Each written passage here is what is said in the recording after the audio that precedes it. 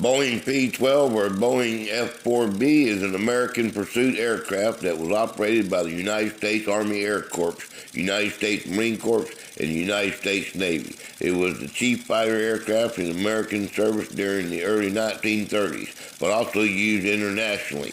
By the late 1930s, it was replaced in the front line duty by newer designs, but it was still used for training into the early 1940s. Many variants of the aircraft were developed in the 21st century. A handful of surviving airplanes are on display in museums.